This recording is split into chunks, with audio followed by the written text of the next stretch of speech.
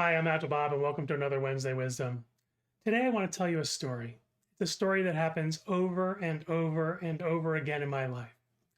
Someone from a company calls me and says they need help with something.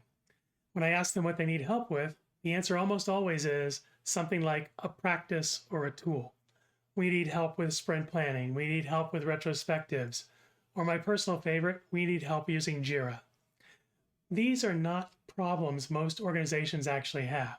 The problem they have is that their mindset and their values and principles are not aligned.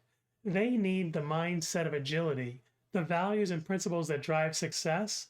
That will help them understand how to better use their practices and tools. Values create the environment. Principles are specific examples of the values in use, and those drive our practices and tools that we'll use. It doesn't go the other way around. Make the system work for you from a values and principles perspective, and then figure out what practices and tools you need and how to use them effectively given your new mindset. That's the way it's supposed to work. That's the way I teach it in my CSM courses. That's the way I think we should all be teaching it. Mindset first, then practices and tools. If you like this video, press the like button. If you want more like it, press subscribe. Let me hear what your personal story is in the comments. Until next time, I'm Agile Bob signing off.